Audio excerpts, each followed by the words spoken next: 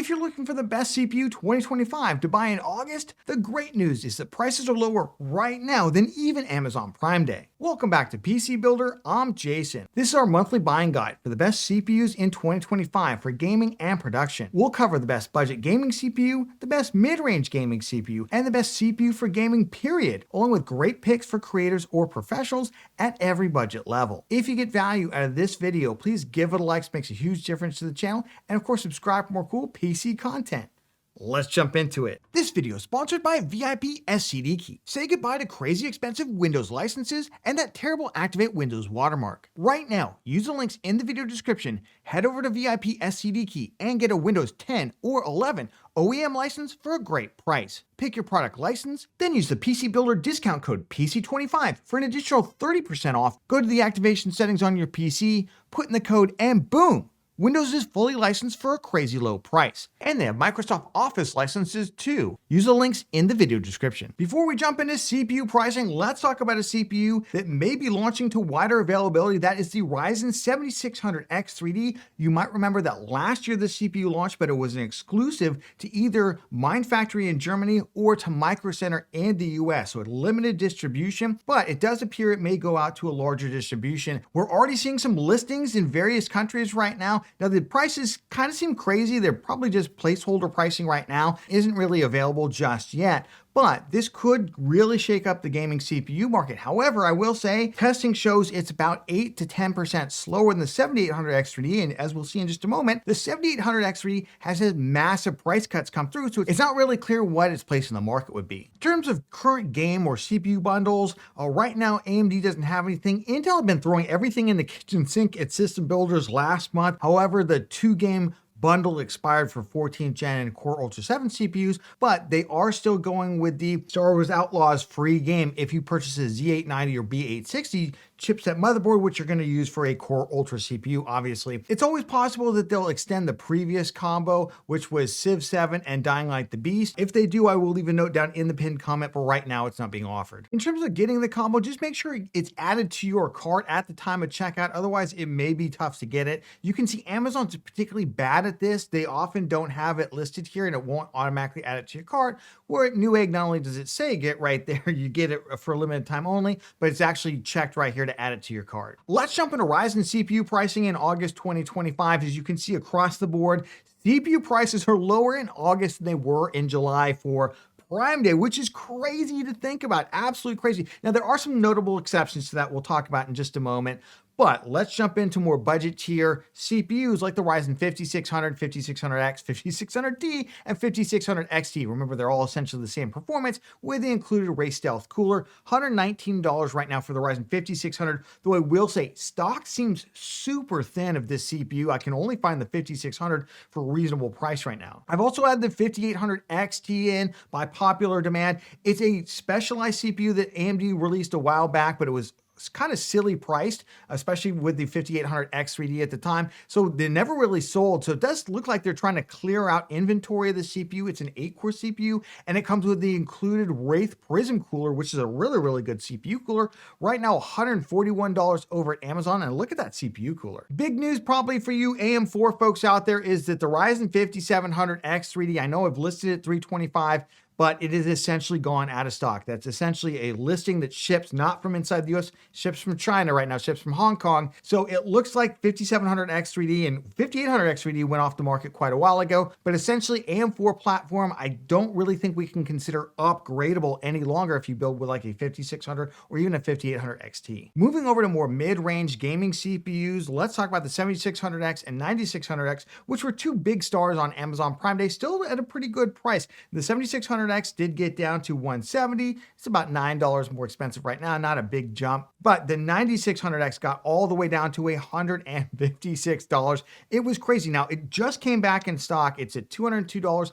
Fingers crossed this CPU will kind of seep back down to that lower price now that it has finally come back in stock. But the big news and the big seller on Amazon Prime Day was the Ryzen 7800X 3D that came down to $341. We have not seen the price on this CPU this low since what, 2023 or 2024? I can't even remember. It was like the beginning of last year before the 9800X 3D came out and basically wiped out the X3D CPU market because everybody was so eager to grab either a 9800X 3D or 7800X 3D. So it's great to see this price fall down.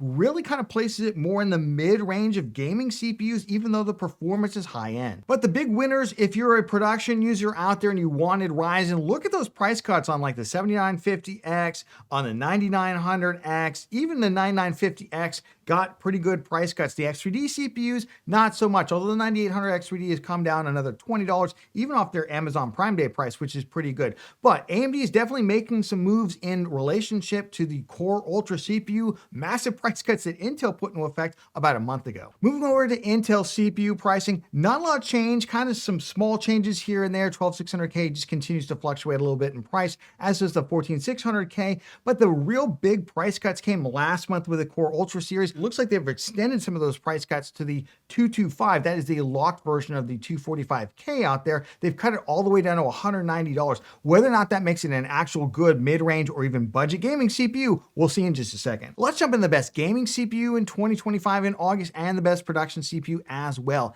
If you're not familiar with how we do this, we have this big spreadsheet here. It's got two different tabs. One's for gaming, one is for production. We take the total platform cost, that's the CPU cost, the RAM cost, the motherboard cost, the cooler cost, and then we come up with a platform cost and we divide it by its performance, either gaming score or the Cinebench R23 scores weighted back to an i5-12400, and we come up with a total price to performance. You can jump into the spreadsheet, you can add your own prices in, you can change the configurations if you don't like my pre-built configurations. Check it out, link down in the video description. Let's jump into the best budget gaming CPU 2025 in August. So this is where the total platform price is less than $450. Remember, when you're building a budget gaming PC, you want to get the biggest, fastest GPU you can, and then just get a CPU that won't bottleneck it. Now, there are some cheaper CPUs out there, like the Ryzen 5500 or the i3-1200F. We no longer look at those. I just think that they're too weak, and the 5500, unfortunately, is locked to PCIe Gen 3, which is a problem with some of the budget GPUs out there. And look at that, the i5-12400, essentially the 12400F, has taken the top spot away from the Ryzen 5600. I can't remember the last time we saw that. Now, what's going on here? Number one, the 12400 continues to be ultra cheap, and we've seen the introduction of some cheaper LGA 1700 motherboards. That's basically the B760 motherboards out there, including ones with PCIe Gen 5 GPU slots. A lot of people don't remember 12th gen can use PCIe Gen 5, and getting PCIe Gen 5 GPU slot, especially with a GPU like the Arc B580, 2 thumbs up out there, will really help 1440p gaming. Meanwhile, the 5600 unfortunately has lost its future upgradability, and on top of that, it is locked to PCIe Gen 4, which typically is enough for most GPUs, but it's around the same price. To me, I would go with the i5-12400 on that one. Get a good B760 motherboard out there, along with DDR4 RAM. DDR4, while it has gone up in price, it's still the go-to, and I would get 32 gigs of RAM for that. If you want a little bit more oomph and not spend just a tiny little bit more money, I do think the 13400 or 14400 is worth it for about $119 to $130 out there. But just note that the stock cooler that comes with the 13400 and 14400, because they have more cores, not really adequate for that CPU. I would recommend at least a budget tower air cooler for like $20. Meanwhile, you can use the stock cooler with the 12400, the 5600 variants, or the 5800 XT. Moving over to mid-range production CPUs in August 2025, where the multi-core score is 170 or greater, and the price is less than $750 for the entire platform. And yes, the multi-core score does slightly inflate the value of the 265K because it does really well in Cinebench R23, but it does have a little bit of memory latency, so in some applications may not perform as well as the score suggests. But that being said, Intel has massively cut prices, not only on the Core Ultra 7 CPU, the 265K, look at that thing. They've also massively cut prices on motherboards out there, and they've bundled a lot of things. You can get this thing at Newegg often with a 360 millimeter or 240 millimeter all-in-one liquid cooler bundled for free with it. It's really super crazy out there.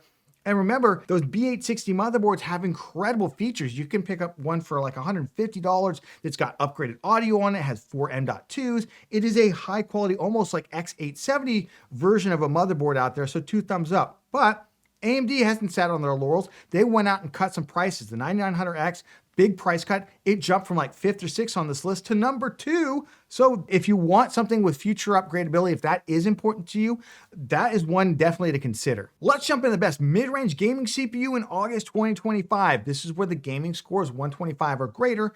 The total platform price is less than $750. So still relatively affordable in the mid-range here. And I will say the GPUs you should look to pair, at a minimum, I would go RTX 5070 or RX 9070 GPUs or higher end. Leave the lower end GPUs to the lower end CPUs. You want to be investing in your GPU when you build a gaming PC. So just remember that. And honestly, the 7600X and 9600X, they're really neck and neck there. It's really hard to separate the two. 9600X only fell off because it's a little bit more expensive than 7600X, and it's not that much more performative. It is slightly more performative, and if you are more to the higher end of those GPUs, I would definitely pick up the 9600X for another $21, $22 there. You're going to pair both those with a good motherboard, either a B650, a B650E, or a B850 motherboard, and then a budget tower air cooler. And honestly, you're off to the races for up to a relatively high-end GPU. I don't like some of these other CPUs on the Ryzen side here, like the 7700X. That doesn't really make any sense. There are some good ones here if you want to go higher up, like the 7800X3D, and we'll talk about those in just a moment when we get to the high end of gaming. In terms of Intel CPUs, the 13600K, 14600K, look, they've tried, but the problem is it requires a bigger cooler. It's got a lot more cores to it. Remember, all those extra E cores add a lot of heat to it. So unfortunately, yeah, it just costs a little bit more. And that's even paired with a budget B660 or B760 motherboard. I'm not even pairing them with Z-series motherboards. It's really tough out there. It's not that much more expensive, $452, but you do lose the future upgradability. So I would probably just go Ryzen here. Jumping over to high performance production. Before we get to high performance gaming, I know you're waiting for it. This is where the multi-core score is 250 or greater. And while Intel does maintain the top 2 spots here with the 265, 285K, largely due to their massive price cuts, not just again on the CPUs, but also massive price cuts on the motherboards themselves, Ryzen has crept up the list. The 14700K was number 3 last month. All of a sudden we have a bevy of Ryzen CPUs in there, the 7950X, 9900X, 9950X, and they're not that far off from the 285K. Again, they haven't touched the 265K just because Intel is just cutting the bone there, but also pretty good. Now, all these CPUs are going to require a bigger cooler. They're going to require at least a 240 millimeter all-in-one liquid cooler, a mid-range air cooler, or possibly even a big air cooler as well.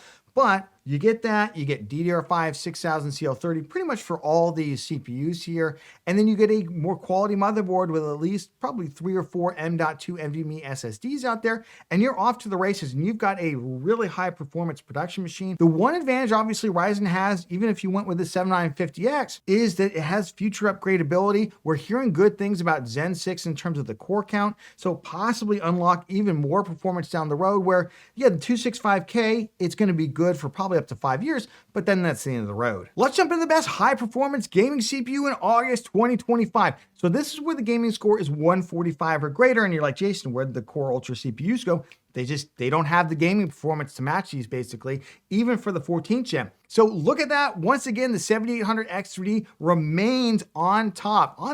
But remember, we judge this by price to performance. So that's the cost of the CPU and the platform divided by its performance. 7800X3D, relatively high performance gaming CPU and cheaper than the 9800X3D. But of course, the 9800X3D is the fastest gaming CPU out there. Honestly, if you're going to do a build with an RTX 5090, just get the 9800X3D. I wouldn't even think twice about it. But AMD's pricing strategy has been quite brilliant here in that the 7800X3D has now been positioned as the jump up from the 9600X or the 7600X, which are more like $200 CPUs. You just jump up another $140, and now you're at the 7800X3 with a higher end GPU. And I would look for at least a 5070 Ti or 9070XT or higher end GPU before reaching for one of these CPUs here, unless you're like a super high end production user also. And then, yeah, the 9900X3 or 9950X3 might make some sense. But remember, They don't have any additional gaming performance. They're just adding more cores if you're also going to do super high-end production out there. Intel options, I'm listing the 14700K and the 14900K just because they exist, but they're not real options. There's no future upgradability. And they're not even as high performance out there as the 7800X3D. They're harder to cool. There's just really no reason to do that to yourself unless, of course, you want to make some kind of production system out there. But again, the 900X3D and 9950X3D actually exist. So those are your options. To me, 7800X3D makes a lot of sense for a lot of people, and the 9800X3D remains kind of the king of gaming. Let's play everyone's favorite games. Should you buy now or should you wait? This August is so crazy. We've never seen this before. We're after Prime Day. Prices typically, they bounce up, and they bounce up a lot higher, and you really feel like, oh man, I missed the sale. I really should have gotten it. Not this year. Not only have prices stayed at least at those same Prime Day levels, a lot of prices, especially on GPUs, by the way, have gone through the floor, have continued to go lower. We've never seen that before. It's pretty awesome, I have to tell you. Let's go budget by budget. At the budget level, should you be building? Look, especially in the US, there's so much uncertainty that I would go ahead and take advantage of these super low prices right now. GPU prices, especially like if you look at the Arc B580 or the 9060 XT 16 gigabyte or the 5060 Ti 16 gigabyte, they're all at MSRP or essentially at their MSRPs. The CPUs are cheap, the motherboards are cheap, you can still get good prices on DDR4 RAM. You just got a lot of things coming together for you, and I wouldn't necessarily wait because we never know if things are going to sell out there. More in the mid-range, especially you probably missed out on the 9600X, $156. That was a crazy deal. Maybe it'll come back because the 9600X went completely out of stock everywhere in the US, and it has finally just come back in the last couple of days. But even the 7600X at $180, that's a lower price than you were paying most of 2025 for it. So 2 thumbs up there. But the real winner, the 7800X3D at $341. That is crazy. We're back to the good times again when you can buy that 7800X3D for about $340, pair it with a 5070 Ti, which by the way is lower than Prime Day now. It's $780. Or a 9070 XT, and you're off to the races for a high-end gaming experience, either 1440p or 4K. Remember, everything is linked down in the video description. Check those out for current pricing and availability in your region. And if you got value out of this video, please give it a like. It makes a huge difference to the channel, especially this guy right here. And of course, subscribe for more cool PC content. What kind of PC content? Here goes Mr. Bear. What, Mr. Bear, now are you back now? What kind of cool PC content did you check out? Our best GPUs to buy in August 2025. Check it out. Prices are actually lower than Amazon Prime Day. It's crazy to look at. Check it out, and we'll catch you on the next one.